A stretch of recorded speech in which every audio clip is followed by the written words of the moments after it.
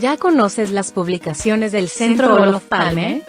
Te invitamos a conocer Seguridad Amplia o Militarización, rumbo a una agenda de seguridad nacional para México. Bajo la autoría de 10 especialistas, coordinados por María Cristina Rosas. En esta obra aprenderás sobre todo lo relacionado entre seguridad nacional y emergencias sanitarias, seguridad privada, seguridad alimentaria, consumo de estupefacientes, ciberseguridad, seguridad aeroespacial, seguridad espacial, y el binomio seguridad y desarrollo, entre muchos temas más. Adquiere ya, Seguridad Amplia o Militarización, rumbo a una agenda de seguridad nacional para México. Envíanos un mensaje a través de nuestras redes sociales para adquirir esta, y otras obras del Centro Olof Palme México. Contáctanos hoy mismo.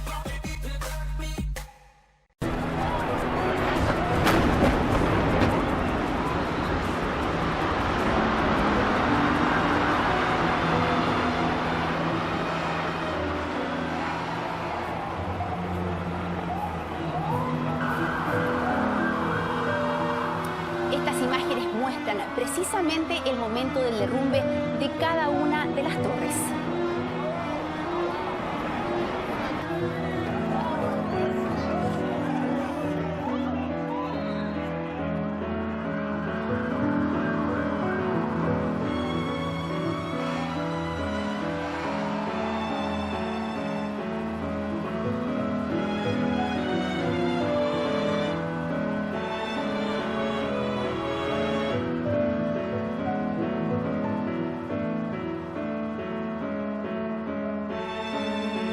Das gehört zu einer offenen Demokratie, dass wir die politischen Entscheidungen auch transparent machen und erläutern, dass wir unser Handeln möglichst gut begründen und kommunizieren, damit es nachvollziehbar wird. Ich glaube fest daran, dass wir diese Aufgabe bestehen, wenn wirklich alle Bürgerinnen und Bürger sie als ihre Aufgabe begreifen.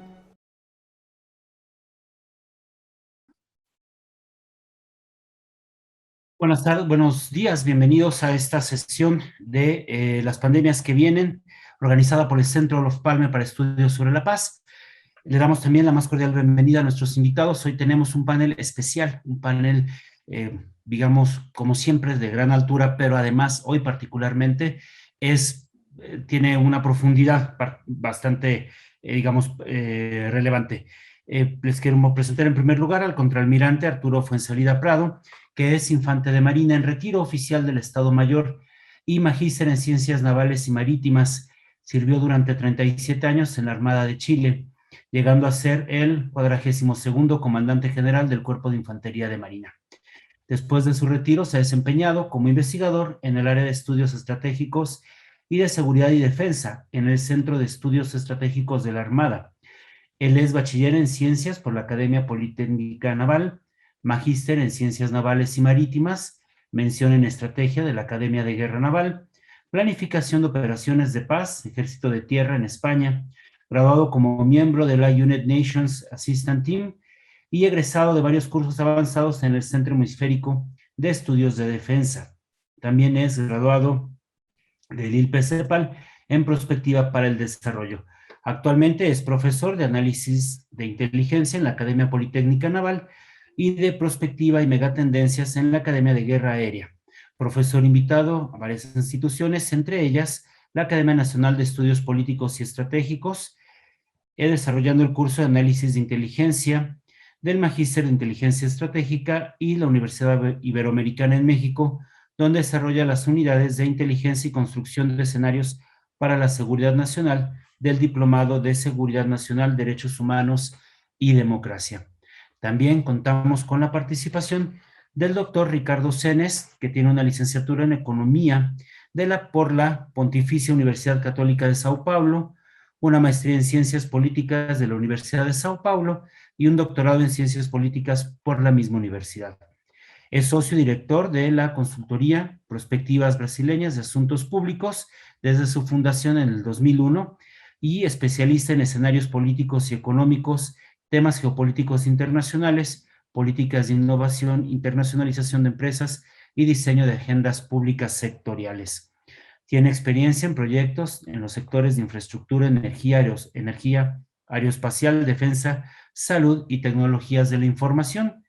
Actualmente es coordinador del Grupo Internacional de Análisis de Coyunturas de la USP y socio no residente del Programa Latinoamericano del Atlantic Council, además de participar como comentarista económico y político en el Noticiario de Cultura.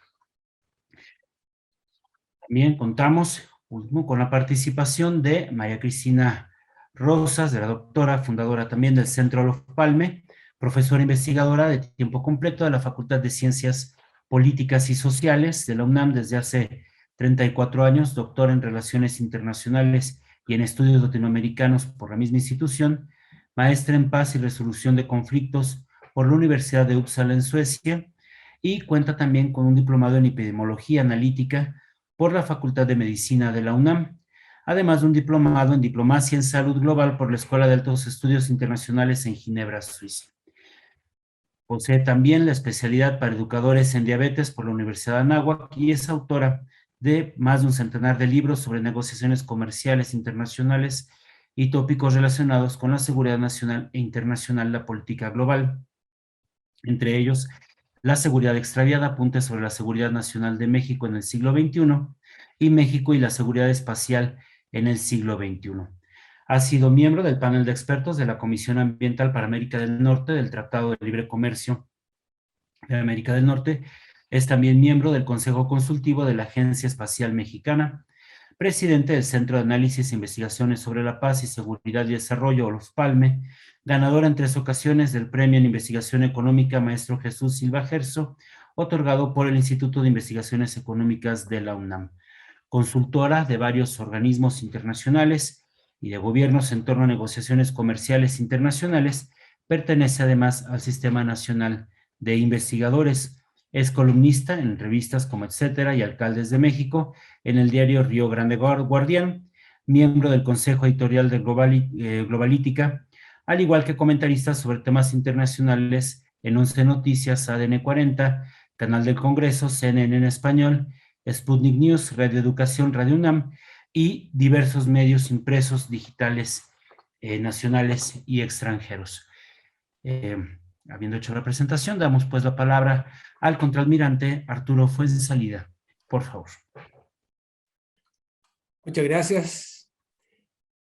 Voy a compartir con ustedes la pantalla para presentarles lo que tengo preparado para esta mañana. Primero que nada, agradezco al Centro Olof Palme la oportunidad que me están dando para poder contarles algo desde una mirada desde el cono sur de lo que está ocurriendo en el mundo. Y la pregunta que nos hicieron fue cómo prepararnos mejor para las próximas pandemias. En ese contexto les quiero mostrar ese temario de forma rápida e insisto que estoy tratando de hacer una mirada desde el cono sur, desde Chile. Como le escuché a Sergio en mi corto currículum, efectivamente me tocó participar en el Centro de Estudios Estratégicos después ya de retirado como investigador y contribuir a la planificación estratégica de la institución de la Armada de Chile. Y en ese contexto llegamos a que los escenarios que venían inmediatamente por la prueba del 2016, 2017 hasta el 21, tenían 2 sorpresas. Y la primera que pusimos fue los ataques cibernéticos y la segunda fue la pandemia. Y curiosamente en ella dijimos cuáles serían las implicancias para la institución. Así que cuando María Cristina me pregunta si puedo participar, le dije sí, voy a tratar de transmitir lo mejor que pueda de mi experiencia. Así que dicho eso, quiero meterlos directamente al tema en el país. En nuestro país el primer caso se registró el 3 de marzo del 2020 y ya el 19 de marzo, habían pasado 2 semanas, se declara el estado de excepción constitucional. Significa eso que hubo un liderazgo de un ministerio y otro ministerio que apoya. Salud tomó el control de la pandemia con todo su staff técnico y de sanidad, y el Ministerio de Defensa contribuyó con los medios que tiene a nivel de la distribución territorial del país, que ustedes saben que es bastante largo, y que fueron nombrados los jefes de defensa nacional por ese decreto de excepción constitucional.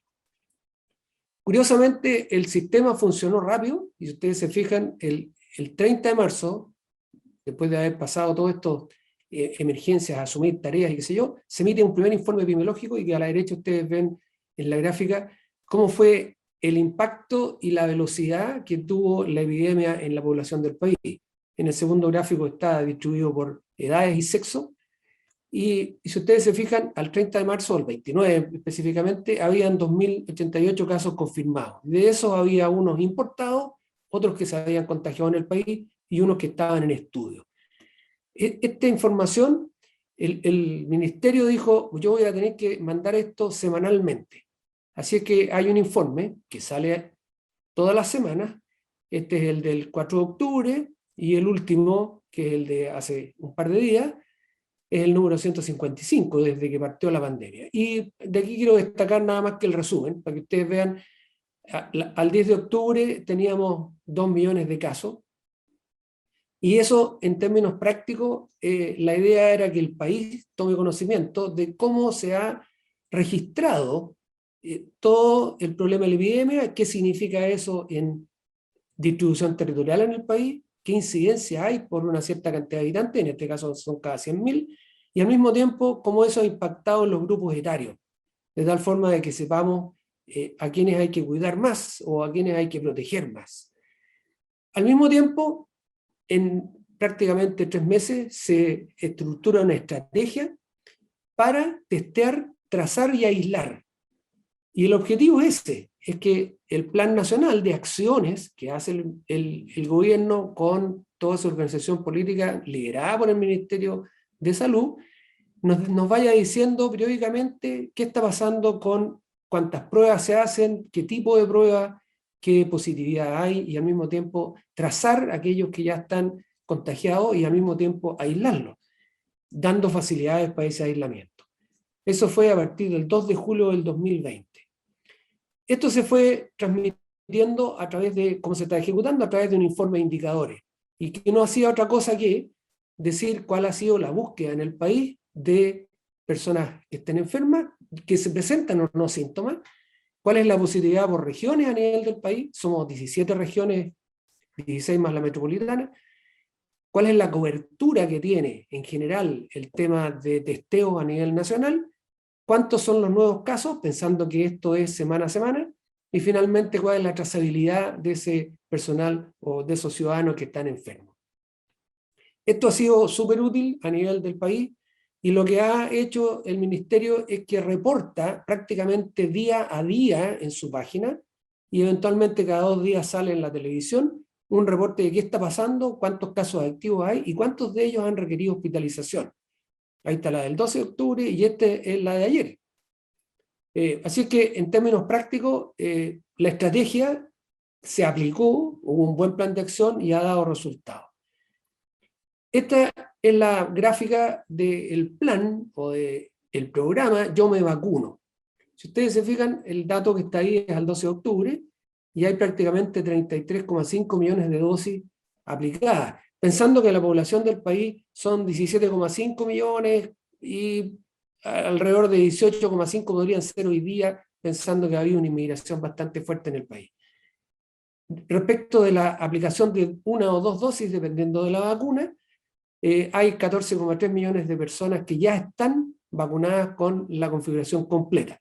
Yo les puedo comentar que a mí me vacunaron hace un par de semanas atrás con la dosis de refuerzo, la tercera dosis.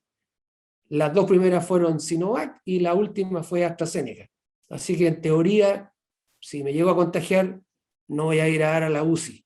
Ese es el consuelo. En términos prácticos, el dato internacional de nuestro mundo dice que Chile se ha vacunado el 83,1% de la población. Y de eso está ahí con 2 y con 1 dosis. Pero quiero comentarles que las Fuerzas Armadas han tenido no solo un rol de facilitar el tema desde el punto de vista eventualmente de la seguridad o algunos recintos donde ha aumentado el grado de vacunación, sino que, fíjense en el lado izquierdo de la primera imagen arriba, prácticamente la mitad de las fuerzas han estado desplegadas, de tal modo que no solamente estamos pensando en que han facilitado el personal médico y eventualmente contribuido a distribuir alimentos, etcétera, sino que también han estado contribuyendo a la seguridad de todos. Tal vez lo más destacable ha sido la rapidez con que se cambió el destino de muchas camas en los hospitales, y en el caso de las Fuerzas Armadas fue prácticamente el doble, lo que facilita que además hubo un muy buen abastecimiento de respiradores mecánicos y todo lo más, que ese personal que fue ahora a la UCI no sufra tantas consecuencias. Carga, distribución de carga y probablemente el tema marítimo y aéreo significó que pudimos llegar a lo largo de todo el país oportunamente. Y un dato extra es que esa distribución de camas UCI, como está dado por regiones y lejos del centro, significó eventualmente trasladar pacientes complicados desde zonas extremas a lugares donde hubiera disponibilidad de UCI. Lo que se hizo, y se transformaron un par de aviones C-130 para poder trasladar gente de forma segura, tanto para ella como para la dotación del avión. Si además pensamos en qué es lo que nos pasó y qué aprendimos, quiero mostrarles lecciones aprendidas en forma sintética. ¿Cómo actuamos? Sí, hubo liderazgo del gobierno, se definió un ministerio a cargo, el Ministerio de Salud, así que las medidas que hace Defensa y todo son en contribución al Ministerio de Salud. Se usaron todos los medios disponibles a nivel nacional. La distribución territorial del país se trató de ajustar a la realidad de la cantidad de población que hay en este momento, lo que significó también reforzar al personal técnico de salud. Por eso le digo que eventualmente Fuerzas Armadas contribuyó con personal de sanidad en aquellos lugares donde era deficitario. Se contrató más personal para tareas administrativas, registro y trazabilidad, una cosa que no se hacía con tanta frecuencia y que era vital para poder enfrentar la pandemia. Y finalmente, dato no menos relevante, las vacunas se obtuvieron con rapidez, de tal modo de que aquí se movió la Cancillería, nuestro sistema de relaciones exteriores en lo económico, y emplearon algunos tratados de libre comercio que nos sirvieron para poder tener prioridad en esa adquisición. Y al mismo tiempo, la redestinación de recursos financieros que hizo el gobierno significó que pudimos pagar de tal forma que cuando se produjeran los primeros, llegaran. A la derecha les tengo la lista de las que están autorizadas para el uso en el país y la fecha con que fueron autorizadas después de haber hecho un testeo y una comprobación clínica en el país con chilenos. Y este es el dato internacional de cuáles son la cantidad en términos proporcionales o de vacunas que se han empleado. De las 7 que les mostré anteriormente, hay prácticamente estas 4 que son las que hay mayor cantidad de vacunados en el país. Como les mencioné, yo tuve una primera y segunda dosis de Sinovac y una tercera de AstraZeneca. Esa es la experiencia en lo personal. Si pensamos entonces qué es lo que viene por delante, claro, nos vamos a hacer algunas preguntas. Y la primera es, ¿cómo hemos conocido esto? Bueno, hay una organización internacional, que es el Centro de Desarrollo Global, que se ha preocupado de desarrollar algunos índices. Probablemente entre la H1N1 y el ébola fueron las que dieron el ímpetu para que esto ocurriera. Hoy día los datos de las estimaciones de preparación epidémica, cómo estarían enfrentando los países eso, ya existe, no está completo. Probablemente el tercio completo que hay sirve para poder alinear al resto. ¿Cuáles serían o cuáles son las nuevas conclusiones o hallazgos respecto a lo que ha pasado? Bueno, se desarrolló un índice de preparación y ese índice nos dice cómo está en términos de instalaciones sanitarias, de su capacidad personal, de infraestructura institucional y al mismo tiempo financiamiento. De tal modo de que se ha podido determinar que a nivel del mundo los más débiles son África Central y Occidental y el sudeste asiático. En todo caso, la idea es que con este dato podríamos hoy día reforzar aquellos lugares más débiles con aquellos que pudiesen tener una mejor disposición y capacidad para hacerlo. ¿Qué implican estos nuevos hallazgos? Bueno, fundamentalmente que la superposición de áreas de baja preparación y alto riesgo de enfermedades sugiere que la probabilidad de un evento de enfermedad aislada emergente puede conducir a una epidemia, pandemia, y eso tiene una alta probabilidad de que ocurra. Entonces, ¿cómo nos preparamos? crear y mantener un sistema de información, datos, ojalá universalmente sistematizado. Designar un órgano gubernamental líder, redistribuir las instalaciones y el personal de atención primaria de acuerdo a la población. Probablemente en todos los países pasa lo mismo, hay centralización. En estos casos hay que descentralizar. Establecer una entidad internacional de pronóstico de pandemia, que no existe, similar a la que probablemente todos conozcan, el Servicio Nacional Meteorológico de los Estados Unidos. Aprovechar mejor la capacidad nacional para emplear herramientas computacionales, tecnología avanzada como inteligencia artificial y otras innovaciones tecnológicas. Usarlo en este campo. Y finalmente generar una cooperación mutua en los sectores público-privados para lograr eficiencia, coordinación entre estos sectores y las ONG, para reducir aquellos daños catastróficos, riesgos biológicos y efectos que podría tener una pandemia. Los países necesitan más que nunca un liderazgo fuerte y centralizado de las empresas de biodefensa. Hemos visto ahí, nosotros adquirimos de 3 grandes o 4 grandes, y ¿qué es lo que se trata finalmente? Es que si uno tiene la capacidad, ojalá, con fabricar las vacunas en su país. De todo lo que leí, saqué unas presunciones y un par de incertidumbres. Me quiero ir a las incertidumbres porque son las que finalmente permitirían presentar futuros. La primera es tipo y comportamiento del virus, y la segunda es desempeño socioeconómico del país.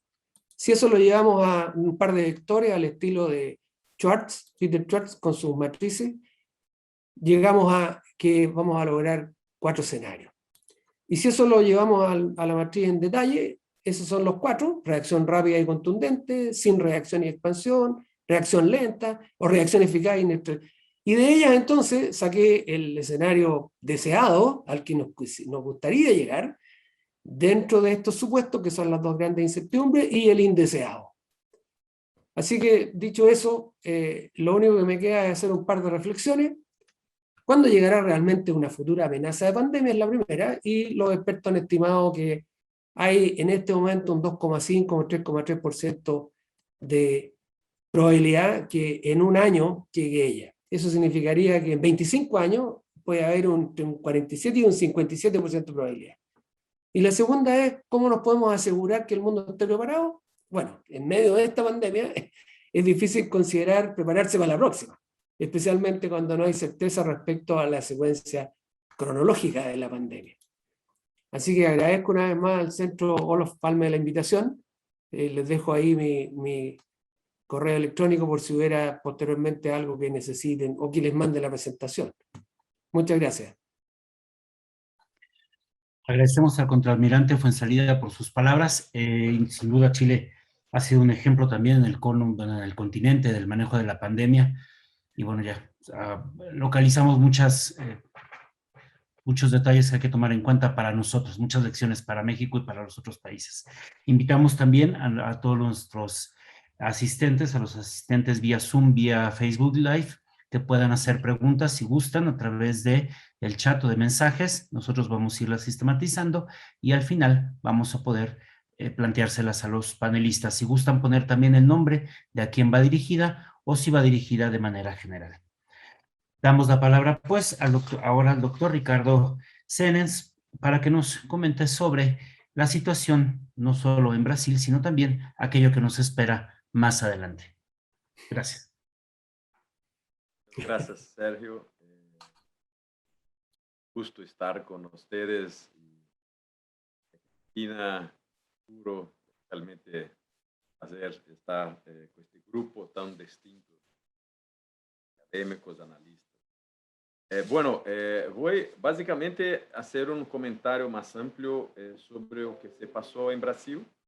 Después un comentario de algunas consecuencias que creo que vamos a tener tanto del punto de vista doméstico como internacional después de la pandemia, con cuestiones de cómo que las sociedades deben o no responder para este tipo de amenaza que estaba aparentemente no afuera del escenarios de Chile, pero estaba afuera del escenario de mayor parte de los países, incluso Brasil.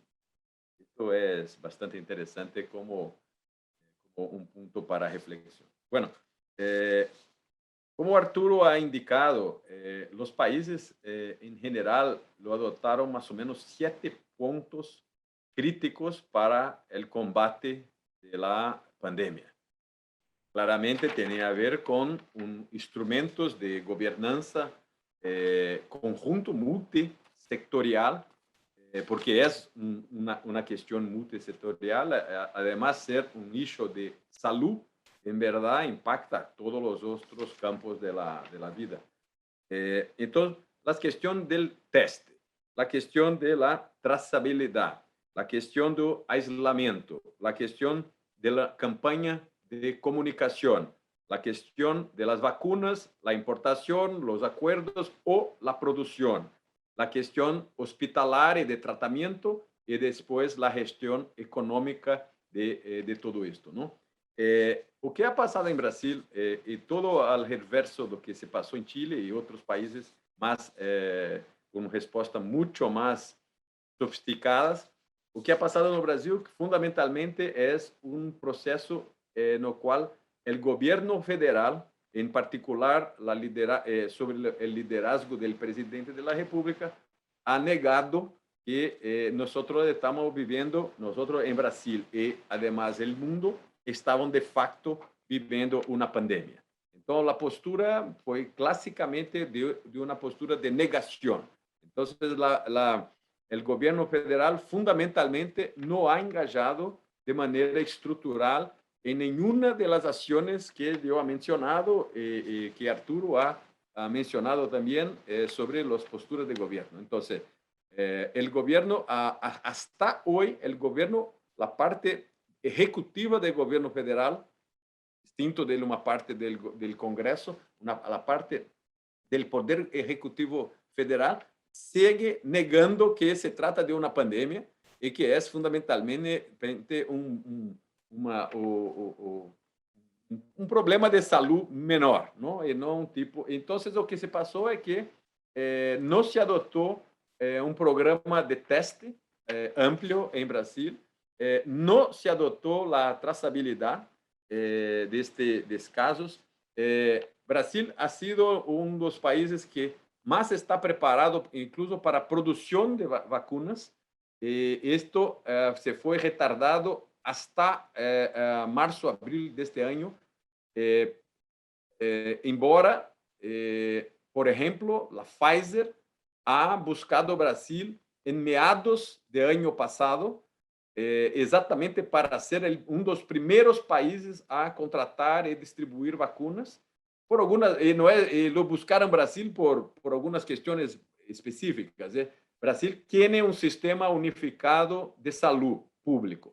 La salud en Brasil, pelo menos desde el punto de vista constitucional, es integralmente público y gratuito, y estamos organizados en un sistema único que va mucho en línea con lo que tiene el Reino Unido y Canadá.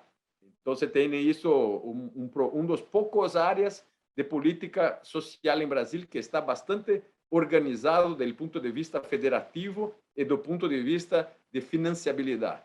Entonces, en Brasil, Pfizer, por ejemplo, ha incluido Brasil entre los países prioritarios porque tiene una centralidad en la compra de vacunas y otros tratamientos estratégicos, y tiene preparado, está listo un programa muy efectivo de distribución de vacunas en todo el país. Pero el gobierno federal no se interesó por la negociación y solo volvió a buscar, a charlar con Pfizer más o menos 9 o 10 meses después, más o menos en marzo, abril de este año.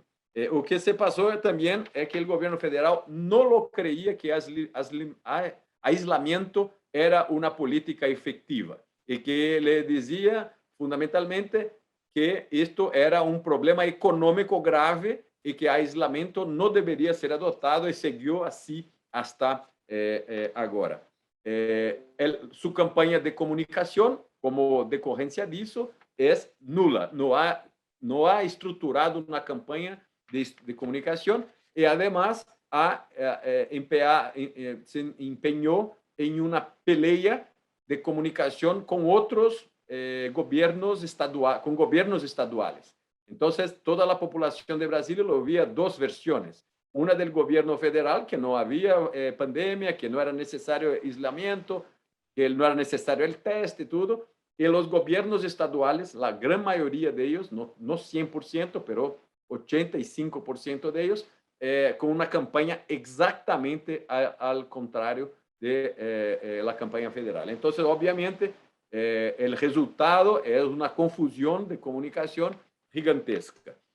La producción de vacuna en Brasil empezó en el estado de São Paulo. Ha sido un laboratorio público de carácter estadual y no el laboratorio público federal que ha buscado de manera ostensiva y que ha startado la producción. La primera vacuna y la más importante que tenemos acá en la cobertura de Brasil es una vacuna brasileña con parcería con China y solo después vieron las vacunas importadas. Entonces, esto más o menos es un señal de cómo la cuestión fue tratada. Bueno, esto es un tema que es importante. ¿Por qué? Porque esta es una de las consecuencias que creo que las pandemias, como otros ejes y issues, temas, pueden ser capturados por la agenda política.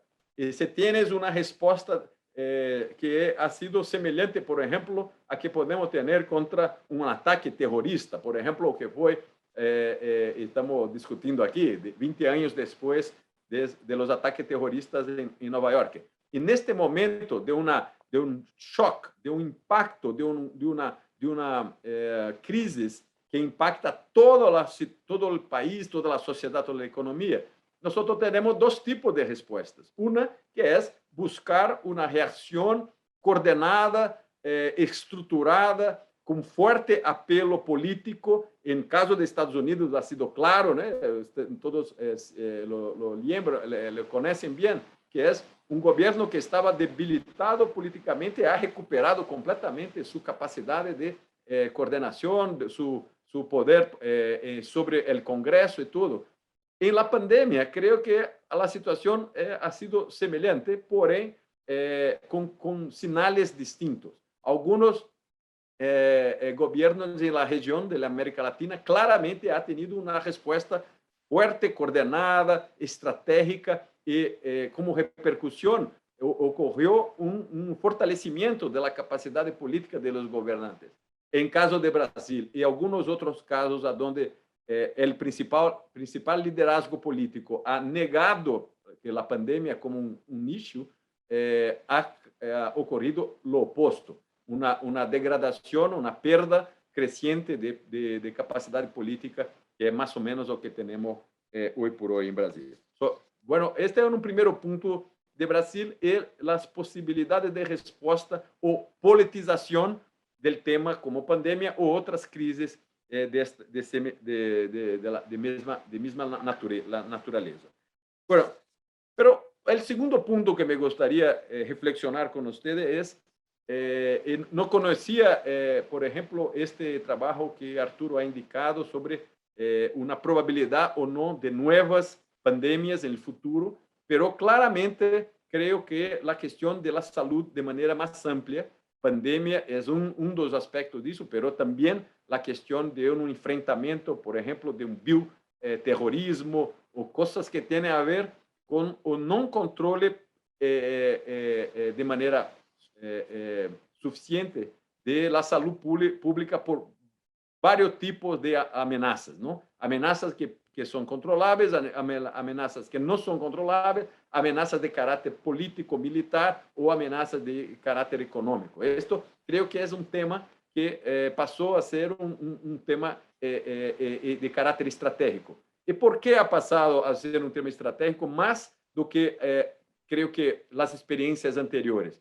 Porque estamos hablando de un mundo que está con un nivel de conexión, de interdependencia, que no es posible manejar temas de pandemia o de salud pública con carácter de contagio que no sea de manera internacional, que puede tener espacios regionales. Por ejemplo, sería posible tener en América Latina o al menos en América del Sur algún tipo de control coordinado en contra de esto, pero también en carácter internacional, global, ¿no? Por la Organización Mundial de Salud, por otros órganos, por la propia ONU de manera más amplia, porque estamos hablando de política y seguridad de manera directa, ¿no?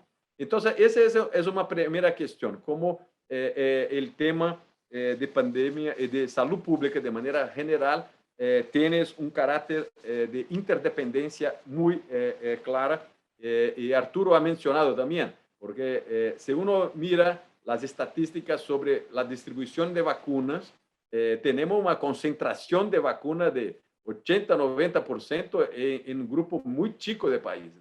La gran mayoría de los países no ha accesado vacunas y están exactamente en la parte sur de África, una parte importante de Asia, y si no manejamos un control de estos países, la pandemia es posible de volver, ¿no? No es posible aislar un país hoy en día de ninguna de estas amenazas. Entonces, claramente adentró como un tema de coordinación política y geopolítica internacional. La segunda consecuencia de esto creo que es un tema de geopolítica y geoeconomía, ¿no? De geoeconomía y geopolítica. ¿Por qué? Porque la capacidad de producción y de investigación en términos de producción de vacunas para todas las amenazas que estamos en el radar de hoy en día, la distribución de la capacidad es bastante asimétrica también. Entonces, estamos hablando de un tema que es de interdependencia, claramente de interdependencia, pero el control de la capacidad de investigación y producción está de nuevo concentrado en pocos países, y esto lo transforma obviamente en un tema de geopolítica también, porque estamos hablando de control nacional de una capacidad que tiene claramente un impacto internacional, y esto de alguna manera se traslada para una barganha de carácter político, ¿no? Entonces, eso creo que es un otro punto importante para nuestra reflexión, ¿no? No basta, tenemos solo una percepción de cómo vamos a nos defender, ¿no? Pero también cómo vamos a organizar, cómo vamos a coordinar las futuras amenazas del punto de vista de las pandemias y otras amenazas de carácter biológico, ¿no? Entonces, aquí estoy planteando la idea que no es suficiente, tenemos estrategias de defensa en contra pandemia, pero también formas de una coordinación, de enfrentamiento coordinado internacional de este tipo de cuestión. Y finalmente, un último punto para nuestra reflexión es una clara conexión entre amenazas al medio ambiente con posibles nuevas pandemias, ¿no? Y aquí tenemos algunos espacios en el globo, en el planeta, que son particularmente amenazas para este tipo de conexión. No se sabe exactamente, pero todas las indicaciones es de que esta pandemia del COVID empezó en Chile, en China, por cuenta de un contacto de la sociedad humana con algunos animales silvestres y una contaminación que no se conocía. Pero si uno mira otras áreas del planeta que tienen posibilidades de este tipo de contacto y que incluye toda la Amazonía, acá en América del Sur, todas las florestas que tienen el sudeste de Asia y centro de África, y otras regiones que tienen un proceso de degradación ambiental combinado con el avance de la urbanización. Estos son claramente riesgos de carácter bastante complejo. Acá en Amazonía brasileña, por ejemplo, tienes algunas estadísticas de que indican que tenemos un conjunto enorme de bacterias, de virus y esto dentro, que están hoy por hoy aisladas dentro de Amazônia, pero con el proceso de ocupación de Amazônia claramente puede vir a ser algún tipo de amenaza, como fue durante la historia otras tantas pandemias, ¿no? Entonces, así, creo que es un asunto de carácter nacional e internacional. Ele tem a ver com as novas condições do ponto de vista da interdependência dos países, que claramente tem condições distintas de estruturar uma defesa, uma renda de proteção, pero estamos hablando de una amenaza que pasa a ser cada vez más cotidiana, entonces trátase también de un asunto de coordinación política y de seguridad internacional. Entonces, con esto encierro aquí mi primera presentación y será un gusto después hacer las preguntas y respuestas aquí. Gracias. Gracias, doctor Félix. Es una experiencia contrastante que planea además es un escenario interesante tanto para el manejo de políticas públicas como para la relación entre la federación y los estados, ¿no? En estos temas. Y bueno, también contrasta mucho con lo anteriormente dicho. Damos paso ahora a darle la palabra a la doctora Cristina Rosas para que nos hable sobre la situación de la pandemia en México, pero también pues esos escenarios futuros, lo que nos preocupa, qué nos espera para lo que viene. Adelante, doctora. Muchas gracias, Sergio. Me produce mucho gusto, mucha alegría este panel. A Arturo, a Ricardo tenía mucho tiempo de no contactarlos. Y también me da gusto porque hemos visto una discordancia tremenda entre nuestros países. Yo creo que América Latina está dividida, sin estrategia de salida ante la pandemia, pero sí me da mucho gusto que al menos nosotros, como académicos o como expertos en temas prospectivos, etcétera, podamos tener un intercambio de ideas, de experiencias, porque creo que esto es muy sano. Yo creo que el mundo requiere reflexiones, aprendizajes pronto, porque pues vienen otras pandemias. Y sobre este tema me voy a centrar, por supuesto hablaré del caso mexicano, pero voy a presentar una panorámica global con referencias al caso nacional. Bueno, primero hablar de estos 20 años del siglo XXI, desde los ataques terroristas hasta el momento en el que nos encontramos actualmente. En este siglo, las enfermedades, epidemias, pandemias no son algo nuevo. Y de hecho, creo que hemos vivido en estos 20 años experiencias que marcaban advertencias o avisos de que algo como el COVID-19 iba a pasar. No lo vimos, no lo quisimos ver. Yo creo que estaba ahí. Aquí tienen pues una muestra de varias enfermedades que han aflorado en el siglo XXI y no están mencionadas todas, ¿no? Tenemos problemas de larga data como el dengue, la malaria, la gastroenteritis, cólera, chikungunya, la meningitis viral, el sarampión que ahora regresó. El sarampión tendíamos a tenerlo bajo control y ahora regresó. Ahora es un problema muy grave de salud pública en México, es otra epidemia que tenemos adicional a COVID-19. Entonces, estamos en un momento de globalización donde los viajes, la urbanización, las prácticas productivas en las que nos desenvolvemos coadyuvan ciertamente a que afloren enfermedades y se propaguen de manera más intensa. Algo que subyace también al análisis que les quiero presentar sobre lo que ha pasado en estos 20 años después del 11 de septiembre es que no hemos logrado reconciliar las agendas de seguridad y desarrollo. Cuando fueron los ataques terroristas del 11 de septiembre, prácticamente la agenda internacional se terrorizó, se dirigió a los temas de seguridad y se descuidaron aristas que tienen que ver con temas del desarrollo como la salud, que ahora nos están pasando factura. ¿Correcto? Entonces, ya vivimos una primera pandemia, México fue protagonista, estoy hablando de la influenza H1N1 en 2009, y 10 años después llegó el COVID-19, y si esa va a ser una periodicidad, pues más vale que nos apuremos a extraer lecciones de estos eventos.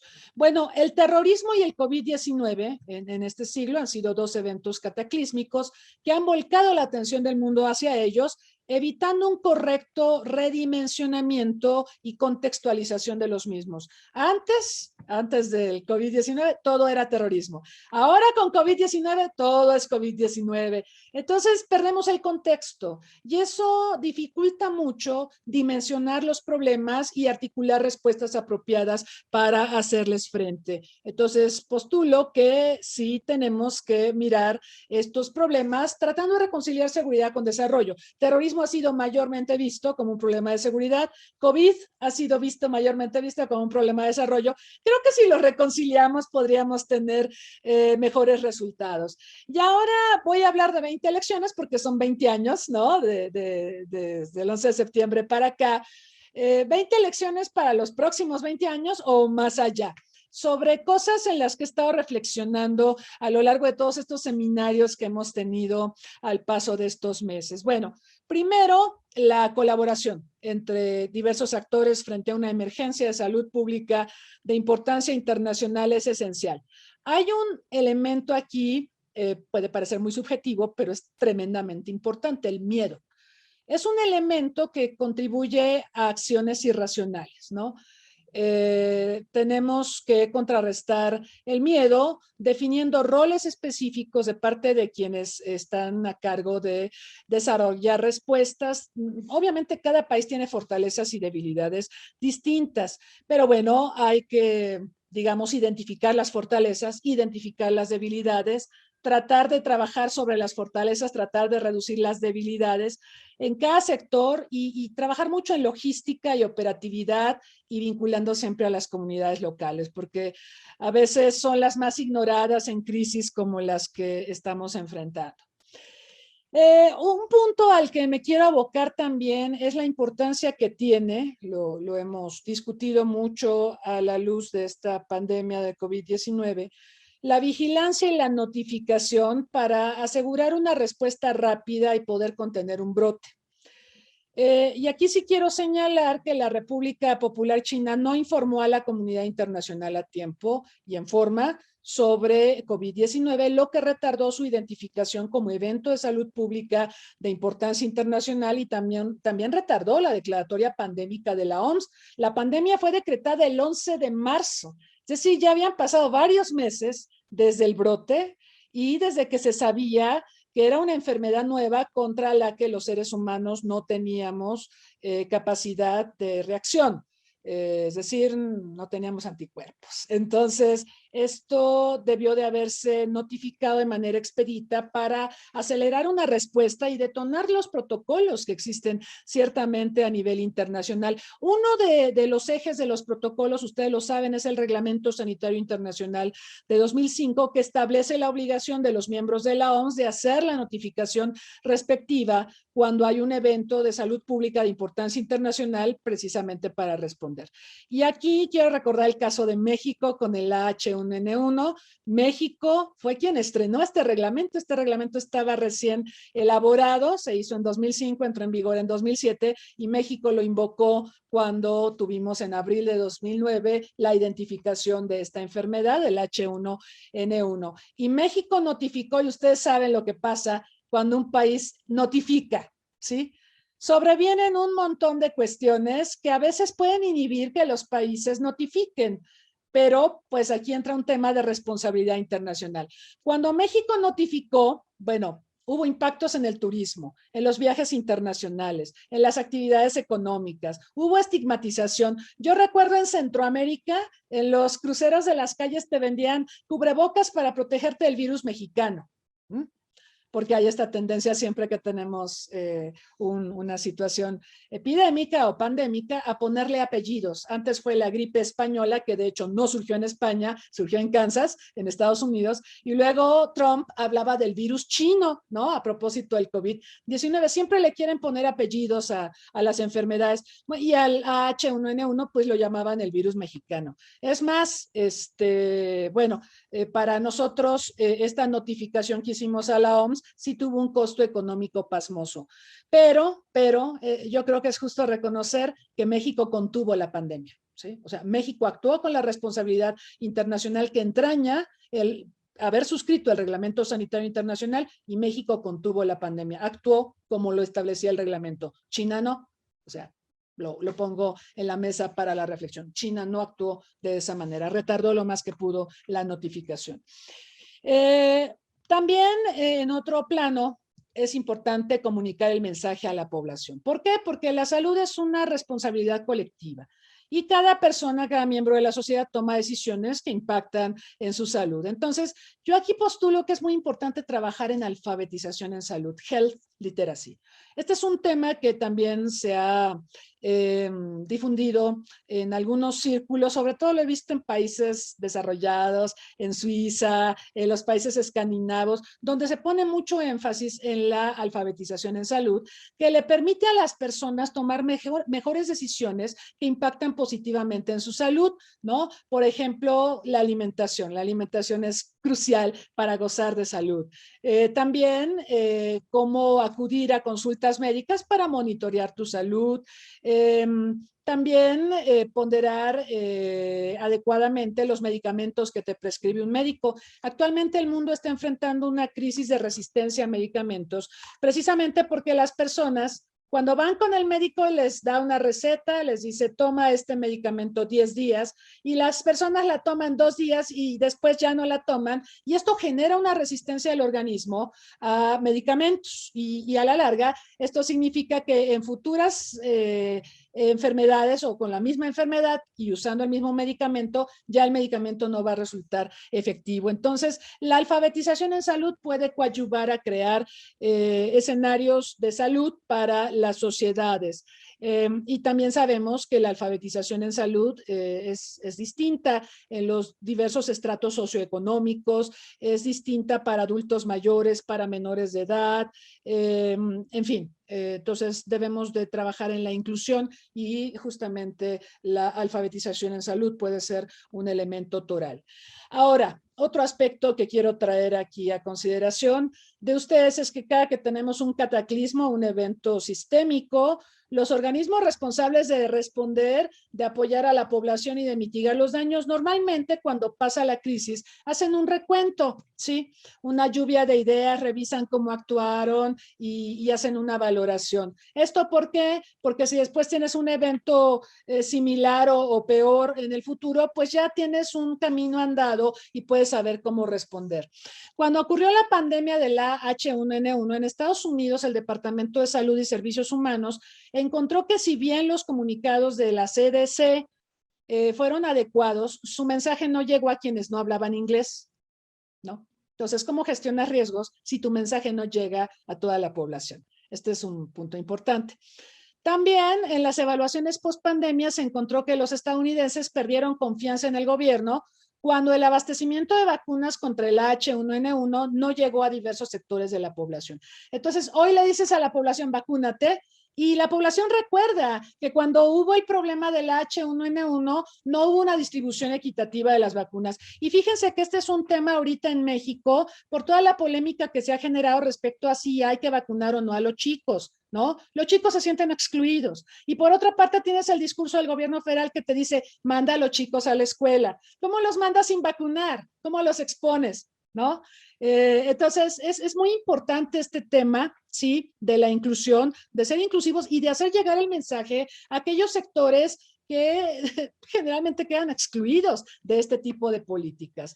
También la comunicación de riesgos me parece un tema fundamental ante una epidemia, una pandemia. La comunicación de riesgos igualmente debe ser incluyente y las autoridades deben predicar con el ejemplo.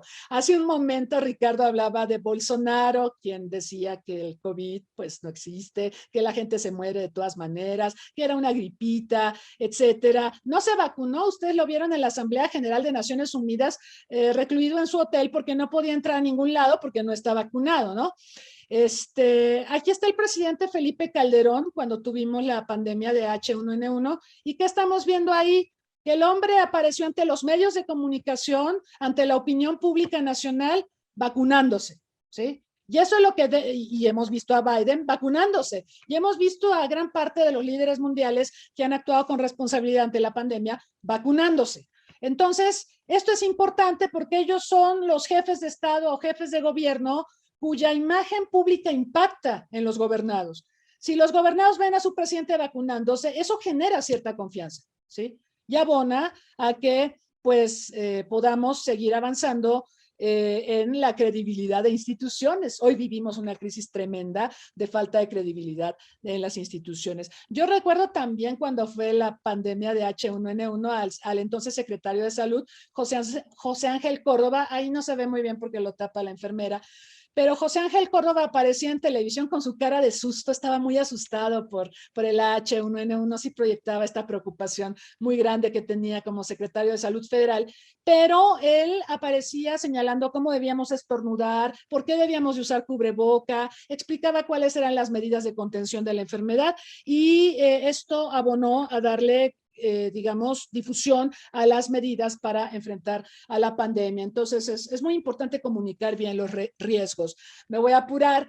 También tenemos que aprovechar la experiencia de la llamada nueva normalidad para prepararnos para lo que sigue. Esta pandemia ha acelerado el cambio tecnológico y en aras de reducir contagios y en aras de respetar la distancia física han salido a relucir tecnologías que nos comunican, que nos permiten seguir trabajando, que nos permiten acceder a servicios educativos, a servicios de salud, etcétera. Y esto ya se queda, ¿sí? Entonces, tenemos que aprender a potenciarlo para las pandemias que vienen. A continuación, pues decirles que tenemos que invertir más en prevención. El mundo no gasta en prevención para las pandemias. Miren este dato. Prevenir la siguiente pandemia costaría solo el 2% de lo que nos ha costado lidiar con el coronavirus. Esto es muy impactante, ¿no? Hoy han muerto cerca de 5 millones de personas por COVID. Es como la población de Irlanda, ¿no? Nos pudimos haber ahorrado todo esto, todo este dinero y todas estas defunciones, ¿no? Entonces, la prevención salva vidas, la prevención es más barata. Sigo con los puntos. La salud es un tema vinculado, es un tema transversal que cruza a la alimentación, al medio ambiente, al empleo, a la seguridad pública y por lo tanto hay que dimensionarlo en su complejidad. La salud no es un fin en sí mismo. También tenemos que garantizar, ya se dijo aquí por parte tanto de Ricardo como de Arturo, la producción de vacunas, porque esto nos da márgenes de maniobra. Si estamos dependiendo de los grandes productores de vacunas, aquí pueden ver quiénes son los mayores productores de vacunas, pues esto nos expone también a retardar la inmunización de la población. En México había un plan para mejorar la producción de vacunas cuando tuvimos el H1N1 y se iba a fortalecer a Birmex, que es la empresa nacional que se aboca a esto, pero hoy Birmex solo produce 3 vacunas. El grueso de las vacunas que se aplican en México son de importación. Entonces, en ese sentido, pues mi respeto para Brasil, que Brasil tiene su vacuna, que fabrica vacunas. Ese es un ejemplo que debemos tomar de un país hermano, que a pesar de las discrepancias del gobierno de Bolsonaro, pues está tratando de resolver este desafío. También hay que despolitizar la cooperación internacional ante la pandemia. La pandemia se ha convertido en un pretexto para descalificaciones de todos contra todos. Y por supuesto, pues también esto ha afectado la distribución de vacunas. Veía con mucho gusto que en Chile la información que presentó Arturo, por ejemplo, Sputnik 5 sí está aprobada para uso de emergencia. En México también, pero ya ven que en Estados Unidos y en varios países muy desarrollados no se acepta la vacuna y la OMS no la ha reconocido. Entonces, esto tiene que ver con cuestiones políticas, la politización de la salud, que siempre termina causando más daño que bien. El Reglamento Sanitario Internacional, ya lo mencioné, lo vamos a tener que actualizar y yo lo que propongo es darle premios a quienes cumplan con sus disposiciones y castigar a quienes no. ¿Cómo los podemos castigar? Bueno, un castigo podría involucrar excluir a la proveeduría de insumos médicos del país que no cumplió con el reglamento sanitario. También requerimos una visión equilibrada ante eventos de salud pública de importancia internacional, tanto de aquellos que pueden surgir por una situación de ataque terrorista, como pasó con el Anthrax en septiembre-octubre de 2001 en Estados Unidos, como también ante enfermedades que surgen de manera natural. Creo que el mundo se ha enfocado más en la bioseguridad, producto de ataques terroristas por manipulación deliberada de patógenos, y menos en el surgimiento de enfermedades que aparecen por causas naturales. Creo que tenemos que cerrar esta brecha entre unos y otros. También necesitamos una visión más amplia, no solo de inteligencia epidemiológica, sino de inteligencia en salud, porque, no puede ser exclusivamente un tema médico, la pandemia, puesto que vemos que ha tocado todas las esferas de la vida de las sociedades. También postulo, y aquí cito el caso mexicano, la importancia que es que las autoridades provean de información fidedigna sobre la pandemia. Hay muchísima infodemia, hay muchísima información falsa, fake news, y por ejemplo, me gustó mucho hace algunas semanas, algunos lo recordarán, tuvimos a Sergio Octavio Contreras del ISAI. En Zacatecas han estado haciendo un fact-checking de información sobre la pandemia y han detectado un montón de información falsa, la mayoría viene del exterior. Entonces, eso es a nivel estatal, ahorita que hablaban del trabajo estatal y federal. Nosotros tenemos a nivel federal al INAI, y si ustedes entran a la página del INAI, no hay mayor trabajo para el fact-checking ante la pandemia. Entonces, quizá esto también es algo en lo que deberíamos trabajar. También la otra cosa, me acerco al final muy rápidamente, tenemos que mejorar las mediciones sobre seguridad en salud global. Tenemos un estudio que sacó The Economist con Johns Hopkins y otras entidades, donde tratan de medir la seguridad en salud global, y resultó que este estudio que apareció en 2019 resultó altamente inexacto ante COVID-19, ¿sí? Porque aquí pueden ver, Estados Unidos aparece como el país mejor preparado para una pandemia, y ahí lo dejo. Sí, resultó que no es el mejor preparado, ¿verdad? Es el que tiene más muertos y más contagiados. Bueno, también nadie está a salvo hasta que todos estemos a salvo, lo han dicho todos los organismos internacionales. Entonces vamos a fomentar la cooperación, y una vía es la diplomacia en salud global, que nos va a permitir que los diversos actores que tienen incidencia en temas de salud se sienten a negociar, hagan a un lado sus diferencias, sumen a partir de las fortalezas que cada uno de ellos tiene, y de esta manera podamos gestionar la salud y la respuesta ante epidemias y pandemias. También postulo que los países con más capacidades tienen que liderar los esfuerzos de la comunidad internacional para responder a emergencias de salud pública de importancia global. Todavía estamos viviendo la resaca ahorita en 2020, y ya se está acabando 2020, del vacío de poder que dejó Trump y sus pésimas decisiones respecto a la gestión de la pandemia en el mundo, pero también dentro de Estados Unidos. La salud, por otro lado, no es un gasto, es una inversión. Estamos discutiendo en México ahorita el presupuesto de egresos para el próximo año, y resulta que le están quitando dinero al presupuesto de salud. Esto es escandaloso. En total, México ha tenido una reducción real del 44% de recursos para la salud en plena pandemia, ¿sí? Y esta es una tendencia que ya venía enfrentando México antes de que llegara COVID-19. Esto es sumamente grave, y bueno, vamos a ver cómo debaten esto los legisladores, pero se le está quitando dinero a la esfera de la salud y se está dejando el gasto en salud en manos del bolsillo de las personas, lo cual puede conducir a gastos catastróficos y al empobrecimiento de las comunidades. También desarrollar políticas de salud pública de largo plazo. En periodos interpandémicos viene una suerte de olvido, porque surgen otras prioridades, y entonces lo que nos habíamos comprometido o visualizado hacer para prepararnos para las siguientes pandemias, ya no lo hacemos.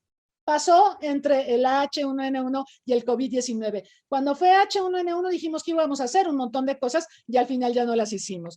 Y bueno, termino con lo que es obvio y lo que nos convoca hoy, decir que COVID-19 no es ni la primera ni tampoco la última emergencia sanitaria que padecerá el mundo, por lo que sí tenemos una necesidad de una preparación sostenible para hacer frente a los siguientes desafíos.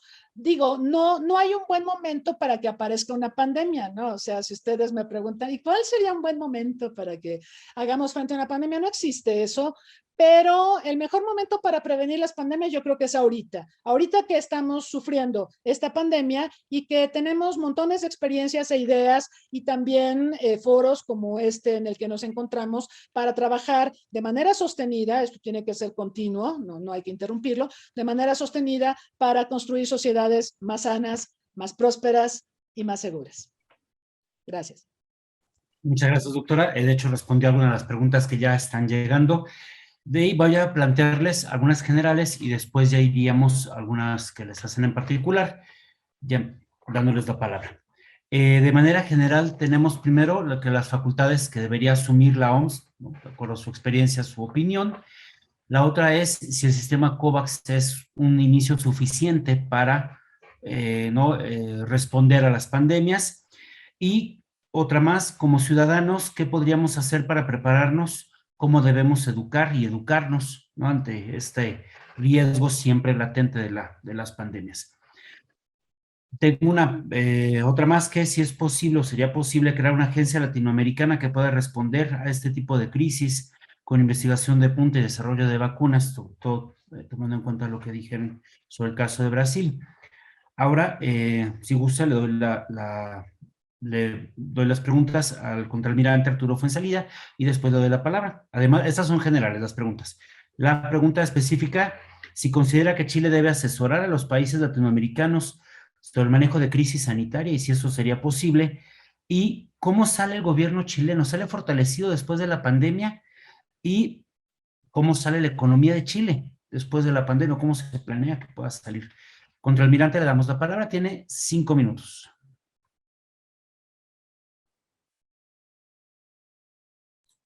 Gracias.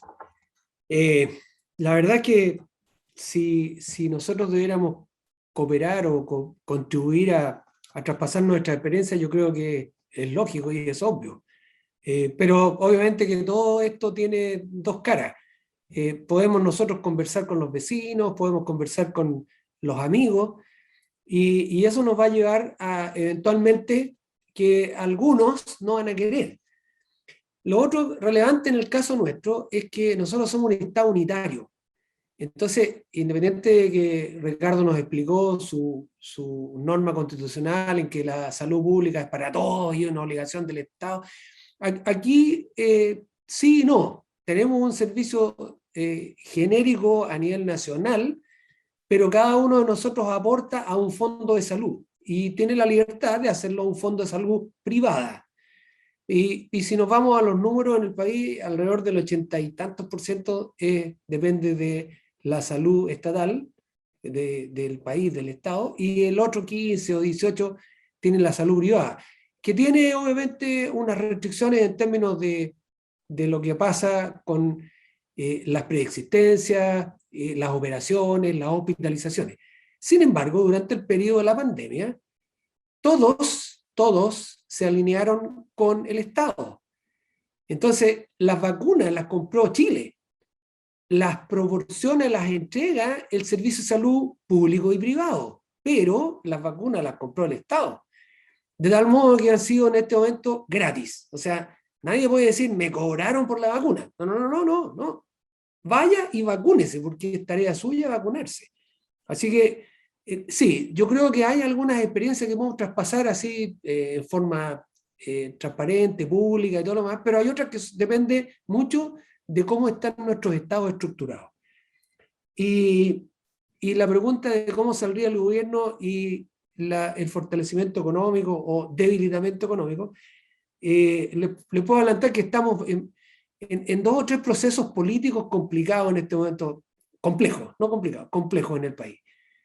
El año 2019 hubo un estallido raro y eso significó que hubo un acuerdo en noviembre del 2019 de generar una convención constituyente para cambiar la constitución. Ya está en proceso. Digo que es complejo porque la representación de los que están en la convención no es del 100% de los votantes del país, lo que obviamente hace que esto sea parcial. Y al mismo tiempo, ahora en noviembre tenemos elecciones de presidente y parlamentarios, la mitad del Senado y toda la Cámara de Diputados. Entonces, hay una contaminación cruzada en este caso de capturar votos, por un lado, y por el otro, de lo que ganamos con el enfrentamiento a la pandemia, capitalizarlo. Pero claro, el que lo capitalizaría es el gobierno. Pero seguramente ustedes han leído igual que yo la prensa internacional con el Pandora Papers y tienen en este momento listo para el crucifijo al presidente en una comisión en el Congreso por un paper del 2000, bueno, como fuere. Lo que pasa es que si se sigue pensando que la pandemia fue bien, con lo que hablaban ustedes de los temas políticos, si fue bien combatida, van a poner en un pedestal al presidente, pero no lo quieren poner. Entonces, busquémosle la quinta pata al gato. Y en lo económico, sí, tenemos un problema serio en lo económico, probablemente que no lo queremos enfrentar por la coyuntura, por la complejidad de los días que estamos viviendo. Hemos gastado todos los ahorros que teníamos y nos estamos endeudando a un ritmo que no lo veíamos hacía décadas. ¿Por qué?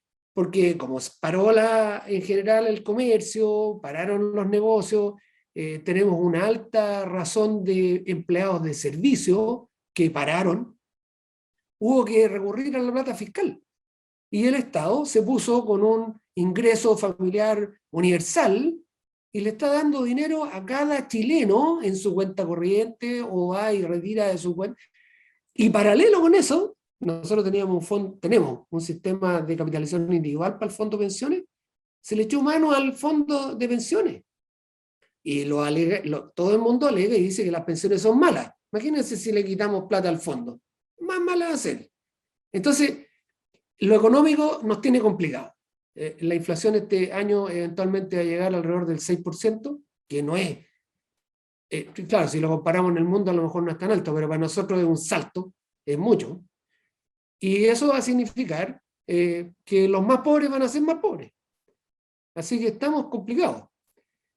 Así que no sé si respondí las dos preguntas, pero sí, creo que estamos abiertos a cooperar, contribuir, traspasar lo máximo que podamos, pero va a depender del otro lado. Y respecto de la situación del gobierno y lo económico, no lo veo tan auspicioso. Gracias, contraalmirante. Doctor Ricardo Senes, además de las preguntas que eran generales para todos, les plantean algunas cosas como cómo respondió el pueblo brasileño ante el discurso político frente a la realidad y si considera que la actuación federal afectará el equilibrio político en Brasil.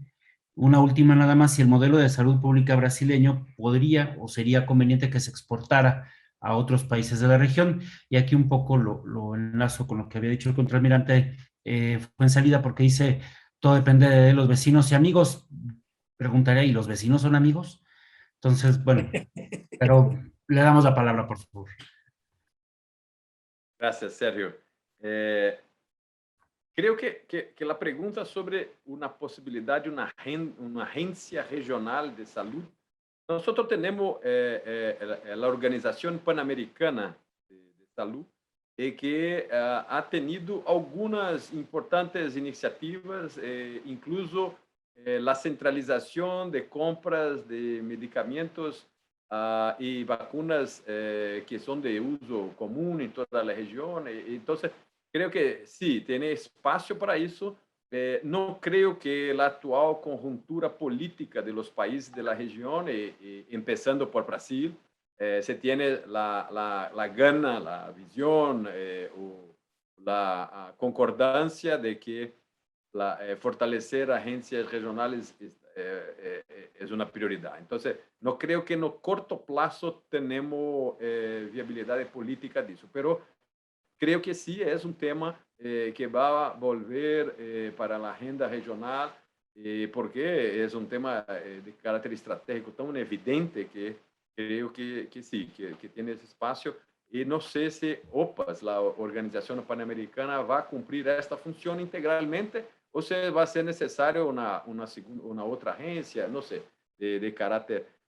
Tuvieron algunas iniciativas sulamericanas en ese sentido, pero de nuevo, el ambiente político en la región no está favorable, entonces hoy por hoy no creo que va a salir en corto o mismo medio plazo algo ahí.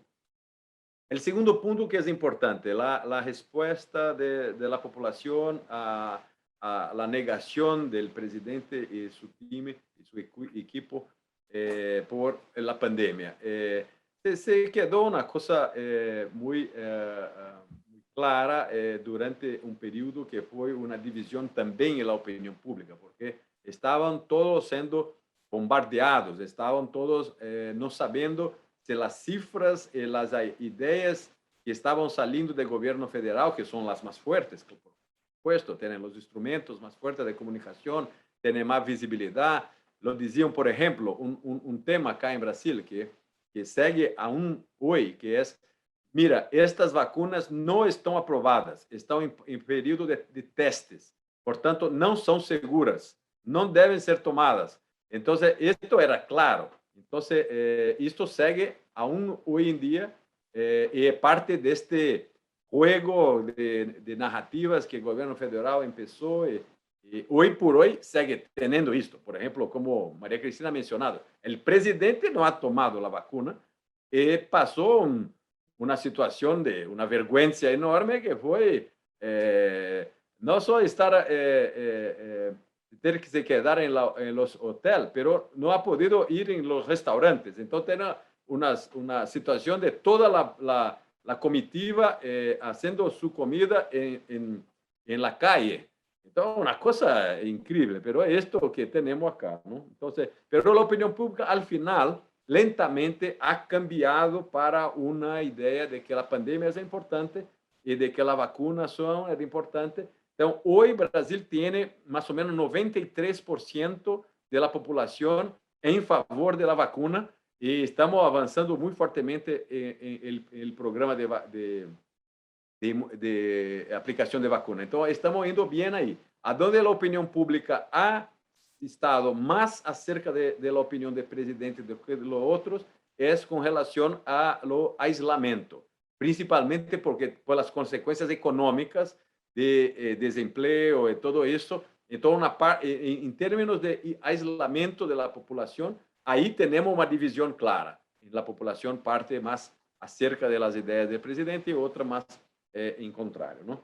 Y finalmente el tercero punto, el tercero punto sobre el sistema de salud. Sí, creo que el sistema de salud de Brasil, que es un tipo un poco, podemos tener una discusión aquí, pero la idea de que es necesaria una coordinación integral de la salud pública en términos que se dice integral en Brasil en dos sentidos, de que va desde de que nace la crianza hasta los adultos más viejos, ¿no? La salud está cubierta a principio constitucional en integridad. Y también es en integral no sentido que es una función distribuida para todos los agentes públicos, federal, estadual y municipal. Entonces, hay una división de funciones. El atendimiento primario se queda más en gobiernos locales. Un poco más de complejidad va para las entidades estaduales y las complejidades más amplias. Y las compras centralizadas estratégicas se quedan a nivel federal. Entonces, ahí se tiene una coordinación. Todas las campañas de salud pública, como en pandemia, ahí sí es una atribución federal, claramente federal. Entonces, este es un tipo de coordinación. No necesariamente el sistema precisa ser totalmente estatal, porque aquí en Brasil también se tiene una cobertura que es estatal, pero tenemos complementaciones privadas. Y esto creo que es una flexibilidad interesante y que da para ser de alguna manera más adelantada. Pero ¿cuál es el punto principal? Es que el sistema, que acá en Brasil nos llamamos de SUS, Sistema Único de Salud, los SUS, nosotros conocemos el sistema como SUS, el nivel de aprobación del SUS en Brasil ha crecido exponencialmente. Entonces, hoy tenemos uno de los pocos temas en Brasil que está consensual y que no está dividido ideológicamente, paradójicamente, es la salud. La salud tiene un apoyo público. El sistema de salud en Brasil tiene un apoyo público enorme, de grupos más a derecha, más a izquierda, al centro, porque el reconocimiento de que como un poco la educación es parte que es fundamental de la constitución del país. Entonces, ahí nosotros no tenemos una discusión política clara, dividida. Ahí tenemos una convergencia muy interesante y que ahora, después de la pandemia, ha incluso ampliado la base de apoyo a este tipo de programa. Muchas gracias, doctor. Vemos los claroscuros de Brasil, que también son lecciones importantes para los países de la región. Y bueno, ahora la doctora Cristina Rosas, además de las preguntas generales, una más: ¿cómo queda México en el escenario latinoamericano ante su actuación en el manejo de la pandemia? Y preguntaban un poco si aprendimos algo, o bueno, ya más o menos respondió sus ponencias sobre la despreocupación después, ¿no? Pero si aprendimos algo al respecto en este tiempo. Bueno, yo quiero, bueno, voy a tomar esa y voy comentando sobre las preguntas generales.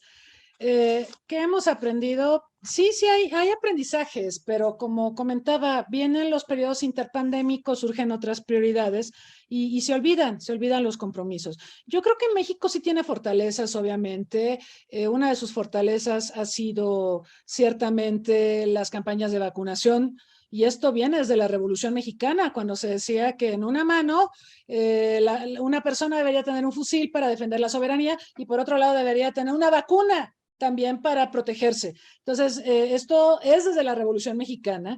Hay, digamos, un trabajo que se ha hecho al paso del tiempo para poder inmunizar a la población. Recuerden, por ejemplo, la viruela. La viruela es una enfermedad que fue decretada como erradicada en 1980, pero en América Latina México, Brasil, toda la región, erradicamos entre finales de los 40 y principios de los 50 la viruela. Y en México fue gracias a estas brigadas de vacunación donde se protegió a la población. Entonces, esta es, por supuesto, uno de los grandes éxitos de nuestro país, pero se ha debilitado y se ha debilitado porque además, lo hemos comentado también en distintos momentos en este foro, también en una entrevista que tuvimos con el doctor Julio Frenk. Cuando llegó la pandemia a México, México estaba desmantelando el sistema anterior de salud, el Seguro Popular, y estaba creando el Instituto de Salud y del Bienestar, el INSABI, y en ese en esa transición, donde mucha gente incluso acudía a los hospitales y no se sabía si debía pagar o no, porque se estaba desmantelando Seguro Popular y se estaba instituyendo el INSABI, en ese momento llegó la pandemia. Fue uno de los peores momentos para recibir una pandemia. Insisto, no hay un buen día o un buen mes para decir, vénganos pandemia, pero fue un momento particularmente difícil para nuestro país. Entonces, yo creo y yo espero, porque sí hay aprobación respecto a la vacunación, yo espero que esta experiencia nos genere enseñanzas en términos de la importancia de la vacunación, pero todavía nos falta trabajar mucho con esto que es la información sobre los riesgos sanitarios. Hemos visto que las autoridades han proporcionado información contradictoria. Por un lado, te dicen hay que usar cubrebocas y luego te dicen no está demostrado que el cubrebocas sea efectivo para evitar contagios. O te dicen hay que vacunarse y luego te dicen no es necesario vacunar a los chicos, pero mándenlos a la escuela. Y esto también genera problemas de exclusión, ¿no? Y abona al rechazo social, ¿no? Eventualmente. ¿Por qué a unos sí los vacunan y a otros no los vacunan? Esas políticas de exclusión pueden hacer mucho daño al sistema de salud. También yo creo que va a ser importante pensar en los gastos catastróficos. México tenía, antes de la puesta en marcha del Seguro Popular, uno de los gastos de bolsillo en salud más altos del mundo, ¿no? Rondaba el 50% o algo así. Empezó a bajar, pero ahora que se están retirando fondos para atender la pandemia y todo esto, nuevamente se está dejando en manos de las personas el gasto en salud. Y esto nosotros sabemos, lo ha explicado CEPAL, lo ha explicado OMS, Banco Mundial, puede empobrecer a las sociedades en momentos en que estamos ante una crisis económica. Les recuerdo que México ya arrastraba una situación económica difícil antes de la pandemia que se ha agudizado con pandemia. Y bueno, respecto a COVAX, que si es un sistema suficiente, no, evidentemente es insuficiente, es bueno que exista, habría que reforzarlo, debería ser un mecanismo para favorecer una distribución más equitativa de vacunas, pero tiene muchos límites. El principal, bueno, es el aprovisionamiento de vacunas, ¿no? Que reciba las vacunas y las pueda distribuir en los diversos países del mundo. Sobre todo en el mundo en desarrollo. Sobre las facultades de la OMS, yo creo que la OMS lamentablemente se ha visto atrapada entre las exigencias de Estados Unidos y por supuesto las exigencias de China, y esto fue muy claro, por ejemplo, cuando Taiwán, que en otros tiempos cuando gobernaba el Kuomintang, el Partido Nacionalista en Taiwán, tenía una mejor relación con la República Popular, pudo ser observador en la OMS, pero cuando llegó el actual gobierno de la señora Tsai Ing-wen, del Partido Popular Democrático, que es totalmente anti relaciones con China, en términos de que China se quede con Taiwán como parte de China. Se endurecieron las relaciones de la República Popular con Taiwán y bueno, aquí hay una cuestión que es muy importante. Taiwán sí avisó al mundo y sí le pidió a la OMS que investigara sobre el brote en Wuhan. Taiwán envió epidemiólogos a Wuhan cuando se supo en diciembre de estos brotes de neumonía atípica y los epidemiólogos sí le avisaron al gobierno de Taiwán que algo muy terrible estaba ocurriendo y Taiwán le pidió a la OMS que reaccionara y la OMS no le dirigía la palabra a Taiwán por una situación política. Entonces la politización de los organismos internacionales tristemente es una realidad, pero también abona a su ineficiencia. Y bueno, Donald Trump, no lo olviden, había anunciado que se iba a retirar a Estados Unidos de la Organización Mundial de la Salud. No ocurrió esto porque pues Biden se retractó, pero bueno. Y ya para terminar, lo de la Agencia Latinoamericana en materia de salud, tenemos a la OPS. La OPS ha sido muy importante en México porque ha estado haciendo una serie de asesoramientos a las autoridades de salud, por ejemplo, en lo que se refiere a comunicación de riesgos, ¿sí? Cómo comunicarle a la población los peligros a los que se enfrenta ante la pandemia y cómo enviar mensajes que no sean confusos para la población. También ha sugerido una serie de políticas públicas en materia de salud. Pero yo creo que América Latina podría y debería trabajar en un esquema de colaboración para la producción de vacunas. Yo creo que sí podríamos pensar en un esquema donde aprovechemos las capacidades de Brasil, las capacidades de Cuba, por supuesto, las capacidades de Argentina, las capacidades de México y sumar, porque esto nos daría una fortaleza para futuras pandemias. Coincido con Ricardo en que el ambiente político latinoamericano no nos ayuda. Obviamente Bolsonaro no le habla a López Obrador. Ahí ya tenemos un problema, no se hablan, no van a cooperar. Lo vimos ahorita con el proyecto de la Agencia Espacial Latinoamericana en la CELAC. Brasil se retiró de la CELAC. Entonces, va a ser muy difícil, por ejemplo, que en CELAC pudiéramos concertar temas de salud, si queremos tener a Brasil, porque Brasil se fue en enero del año pasado. Bueno, panorama bastante difícil para nuestra región, pero claramente planteado. Les vamos a pedir a los tres invitados que por favor nos den, si gustan, algún argumento conclusivo, la idea con la que debemos irnos antes de concluir esta sesión. Contralmirante Fuenzalida, por favor.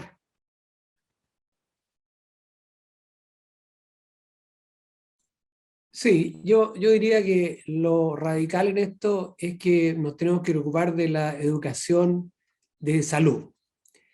Sabemos que probablemente los recursos económicos sean escasos, siempre se evaden, pero si soy educado voy a mejorar.